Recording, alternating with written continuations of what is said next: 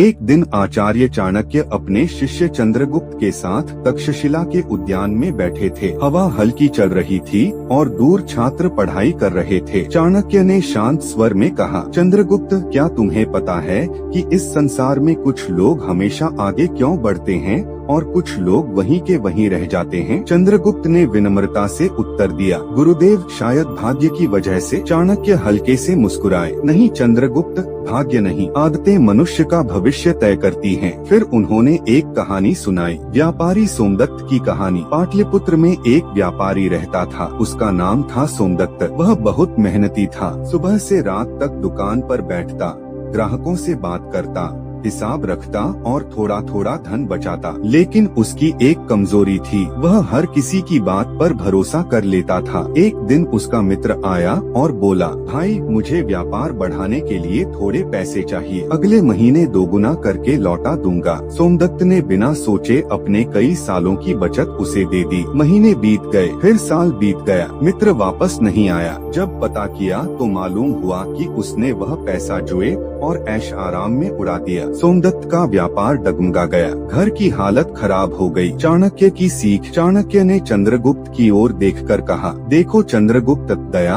और मूर्खता में बहुत पतली रेखा होती है। दया करना अच्छा है, लेकिन बिना सोच समझ के निर्णय लेना मूर्खता है। फिर उन्होंने कहा, बुद्धिमान व्यक्ति 3 काम हमेशा करता है। पहला, निर्णय से पहले सोचता है। जो व्यक्ति हर बात पर तुरंत हाँ कह देता है वह जल्द ही पछताता है। दूसरा, धन की रक्षा करता है। धन कमाना कठिन है, लेकिन उसे बचाकर रखना उससे भी कठिन है। तीसरा, भरोसा करता है पर प्रमाण भी मांगता है, क्योंकि संसार में हर मुस्कुराता चेहरा सच्चा नहीं होता। चंद्रगुप्त ने गंभीर होकर कहा, गुरुदेव, अब मैं समझ गया, केवल मेहनत नहीं, सही निर्णय ही मनुष्य को आगे बढ़ाते हैं। चाणक्य ने संतोष से सिर हिलाया, याद रखो चंद्रगुप्त, धन बुद्धि से आता है और बुद्धि संयम से। जिसने अपने मन और निर्णयों पर नियंत्रण कर लिया वही जीवन में सच में धनी बनता है।